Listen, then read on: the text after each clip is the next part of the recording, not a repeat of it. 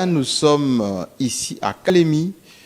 Pour la première fois, l'Espace 50 a fait le déplacement de cette nouvelle province avec naturellement la nouvelle configuration, avec un nouveau gouverneur, un jeune gouverneur qui est ici pour changer les choses dans le sens du développement, dans le sens de la transformation de cette province, autrefois grenier, autrefois source d'approvisionnement en poissons, mais également en produits agricoles.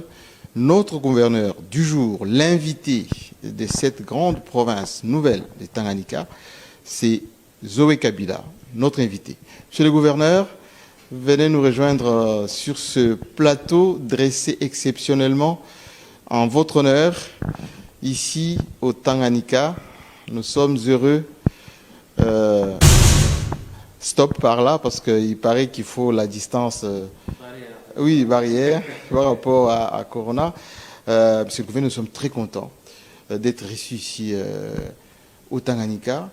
Depuis quelques jours que nous sommes ici, on ne parle que de vous, dans la ville, la population, la jeunesse. Et on ne pouvait pas rentrer à Kinshasa sans qu'on puisse rencontrer enfin le gouverneur Zoé Kabila Mwanzambala. Comment vous allez? Très bien, et bienvenue chez nous. Merci beaucoup. Alors nous allons faire cette émission dans un cadre de travail parce que nous sommes entourés que de plans de travail.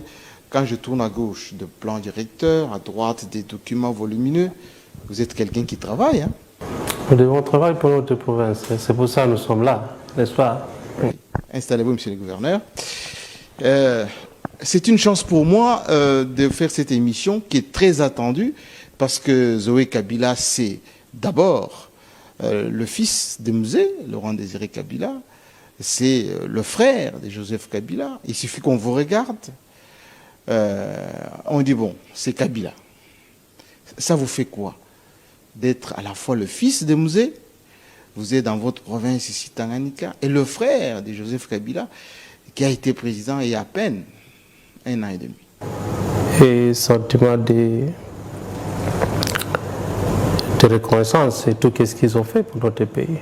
Pas que pour la famille, mais pour tout un peuple congolais.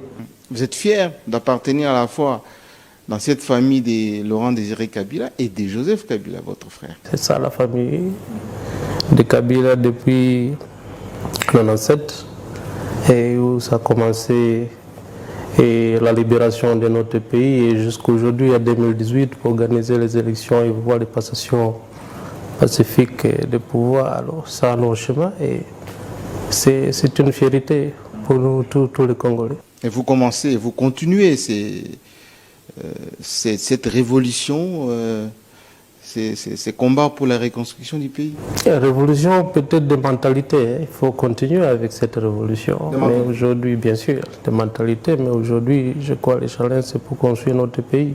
C'est là le challenge que nous avons devant nous et nous devons continuer, nous tous, comme le Congo. Le Congo a besoin de son développement et chacun des jours doit jouer son rôle. Alors vous avez été élu 2 fois député avec votre sœur, grande sœur, Jeannette Kabila. Vous étiez au Parlement. Pourquoi vous avez voulu être député? Pourtant vous étiez fils de président, frère du président. Fils du président, frère du président, ce n'est pas un titre, hein, je crois, si je ne me trompe pas. Mais pour moi, c'était une question de servir mon pays. Il fallait d'abord plusieurs fois après visiter Manono, et chez moi, mon village natal, et l'échange avec les notables de Manono et la population. Il était question de comment je peux aider mon pays pour se développer. Ma contribution. Alors, c'est pas tout le monde doit être au gouvernement. C'est comme ça que j'ai décidé, en étant député national, je peux aider ma province, notre maman Manono, pour se développer. C'est pour là que j'ai décidé pour postuler pour être candidat à député national. J'ai appris que vous avez développé Manono, vous avez asphalté, vous avez même votre propre maison là-bas. Vous vous sentez bien, Manono? Manono, c'est chez moi. D'abord, il fallait que je commence à voir une maison à Manono et encore, plus pas qu'à Manono. Oui, c'est pour ça que j'ai postulé pour être député à 2011, pour qu'on amène ces changements, le développement. Il y avait plusieurs challenges et j'avais promis à la population de Manono pour trouver certaines solutions. Certaines solutions, comme vous savez, nous sommes dans une zone minière, alors il fallait trouver des partenaires pour amener à Manono. On a trouvé aussi des solutions pour certaines infrastructures au niveau de Manono, notamment comme vous avez dit, on a asphalté quelques routes au niveau de Manono, mais aussi pour trouver une solution par rapport à l'accès pour aller à Manono. À Lubumbashi, à passer par Likasi jusqu'au Manono, c'est à cause de, bien sûr, la situation minière aujourd'hui, la route de Likasi-Manono, on a tenté de réfectionner. C'est pour ça, moi je crois, une des raisons, je suis décidé pour être député national. Alors, député national, 2 mandats. Aujourd'hui, Zoé Kabila est gouverneur de la province de Tanganyika. Votre province d'origine. C'est une fierté ou c'est un challenge encore? C'est un challenge, hein. C'est un challenge. Bien sûr, il y a plusieurs défis à relever et c'est un challenge. Comment vous comptez faire maintenant? D'abord, quand vous êtes venu, vous avez trouvé cette province comment? Depuis quelque temps, on parle que des nouvelles Eldorado, les Tanganyika avec les lithium. Depuis qu'on est dans la ville, on voit des routes, l'aéroport. Ça bouge énormément. Comment vous l'avez trouvé la province d'abord? Il y avait plusieurs défis à relever au niveau situation de sécurité sociale. Bien sûr, il y avait plusieurs difficultés. Surtout chez nous ici, il y avait des problèmes d'insécurité dans la ville de Kalemi, mais aussi d'autres challenges. Alors il fallait on se remet rapidement au travail pour trouver des solutions. Bien sûr, moi j'ai passé presque toute une année à la maison parce qu'il n'y avait pas de conditions réunies pour travailler. Dans ces bureaux? Exactement, dans ce bureau, le bureau était dans des conditions plus ou moins délabrées. Pas que moi, mais aussi, si vous vous rappelez bien la situation de nos députés provinciaux ici. Alors il fallait trouver des solutions rapidement pour qu'on se mette des conditions, minimum conditions de travail. Alors tout ça c'est des challenges. Il fallait installer l'autorité de l'État au niveau de la province. Alors la population dit ils se sentent un peu plus en sécurité maintenant. Vous avez mis fin au braquage qu'il y avait ici, il y avait l'insécurité. À Lubumbashi, un peu à côté, je ne demande pas de juger les autres, mais c'est un peu plus grave là-bas qu'ici. C'est quoi votre magie, le secret de Zoé Kabila d'imposer la discipline au Tanganyika à Kalemi? C'était quoi? La chicotte? Non, pas nécessairement, mais c'est une détermination. Il faut voir la détermination. Il faut voir cet esprit de vouloir changer les choses. Et avec les services, bien sûr, de sécurité, nous sommes déterminés. On a tout fait pour me faire en cette sécurité. Mais on dit que vous sanctionnez plus rapidement et avec beaucoup d'autorité. Hein? Si nous voulons avancer dans notre pays, il faut des sanctions. Il faut sanctionner. Pas l'impunité. On fait le maximum. Et il faut sanctionner parfois.